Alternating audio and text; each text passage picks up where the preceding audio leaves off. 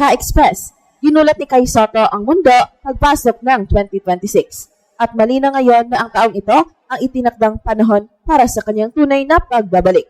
Kung ang 2025 ay maituturing na isang disappointing season dahil sa sunod-sunod na injury setbacks, limitadong laro at putol-putol na momentum, kabaligtaran ang direksyong tinatahak niya ngayong 2026. Hindi ito simpleng bounce back year. Ito ay isang reset year kung saan muling binubuo ni Kai ang kanyang katawan, laro at reputasyon sa international basketball. Ang 2025 ay naging mahirap hindi dahil sa kakulangan ng talento, kundi dahil sa kakulangan ng continuity. Sa bawat pagkakataong nagsisimula ng uminit ang kanyang laro, may pisikal na hadlang na pumipigil. Dahil dito maraming nagduda kung maaabot pa ba ni Kai ang potensyal na matagal ng inaasahan. Ngunit ang mahalagang detalye na madalas makaligtaan ay kung paano niya ginamit ang panahong iyon. Sa halip na magmadali, pinili ni Kai ang mahabang proseso ng rehabilitation, strength rebuilding, at skill refinement. Isang desisyon ngayon pa lamang nagsisimulang magbunga. Pagpasok ng 2026, ibang Kai Sotto ang nakikita ng mga observers. Mas matibay ang pangangatawan, mas kalmado ang galaw, at mas malinaw ang papel sa loob ng court. Hindi na lang siya umaasa sa tangkad at reach. Mas consistent ang kanyang positioning sa depensa. Mas disiplinado ang pick and roll leads. At mas mabilis ang desisyon sa opensa. Ang mga elementong ito ang nagtatakda ng kaibahan sa pagitan ng isang raw prospect at isang ready big man sa professional level. Ang narrative na sayang ang taon ni Kai ay unti-unti nang napapalitan ng hinog na si Kai.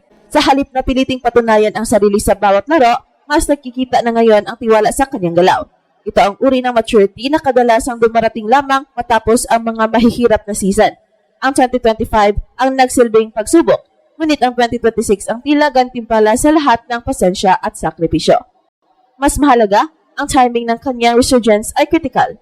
Sa paglapit ng mas mabibigat na international competitions at mas mataas na antas ng professional play, ang pagiging healthy at consistent ni Kai ay nagiging malaking usapin.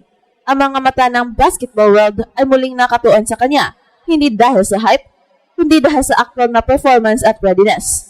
Ang dating tanong na kaya ba ay unti-unting napapalitan ng hanggang saan. Kung ang 2025 ay taon ng katahimikan at pagdududa, ang 2026 ay nagbubukas bilang taon ng ingay at paniniwala.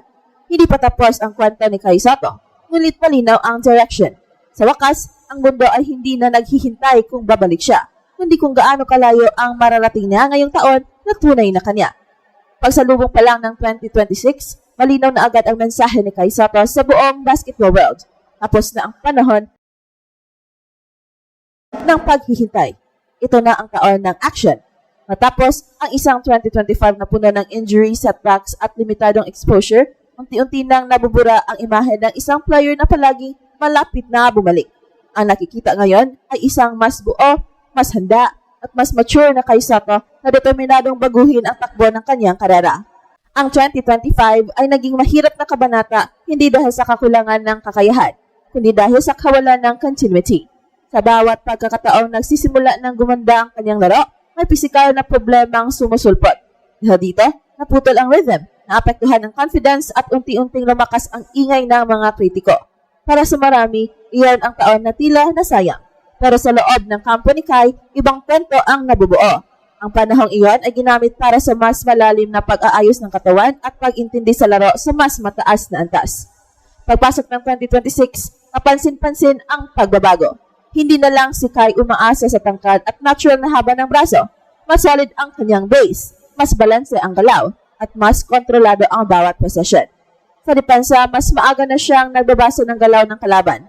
Sa opensa, mas mabilis ang decision kung kailan mag-post up, kung kailan mag-goal, at kung kailan magbibigay ng extra pass. Ito ang mga detalyeng hindi agad napapansin sa stat sheet pero ramdam sa loob ng court. Isa sa pinakamalaking pinagkaiba ni Kai noong 2025 at Kai ngayong 2026 ay ang kanyang mindset. Dati, bawat laro ay parang isang audition. Ngayon, bawat laro ay isang execution.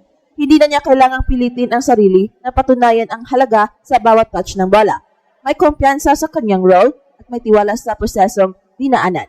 Ang ganitong uri ng mental shift ay madalas bunga ng adversity at malinaw na iyon ang naranasan niya nitong mga nakaraang taon. Sa unang bahagi ng 2026, malinaw ang direksyon.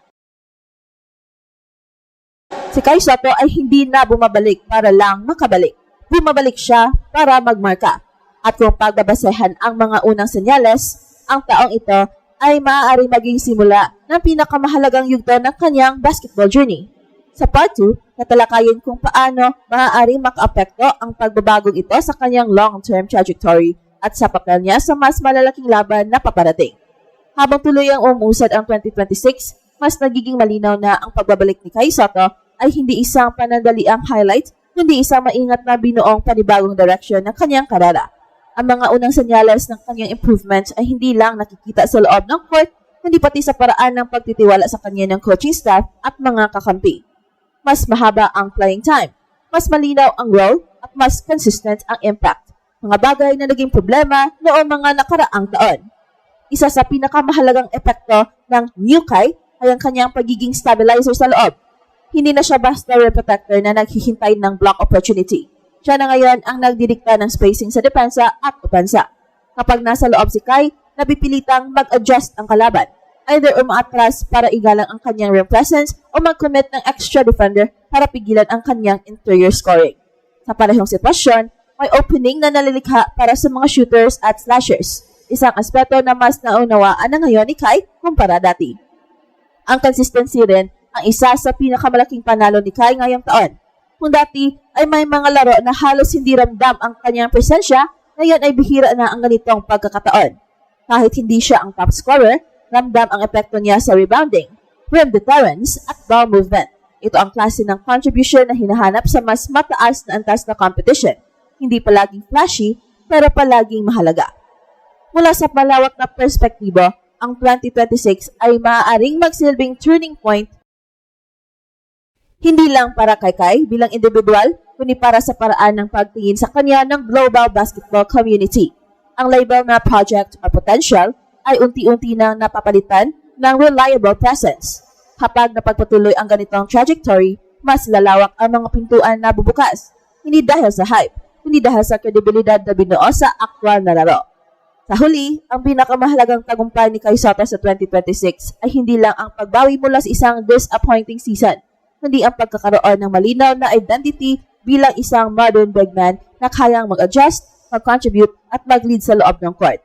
Kung magpapatuloy ang ganitong antas ng disiplina at kalusugan, ang taong ito ay posibleng maging pundasyon ng mas malalaking tagumpay sa mga susunod na yugto ng kanyang karera. Isang tahimik, ngunit matibay na paalala na minsan, ang tunay na paggulat sa mundo ay hindi biglaan, kundi dahan-dahang binubuo. At ito ang Express Info kung saan bawat kwento, ginulat ang mundo. Don't forget to like and subscribe.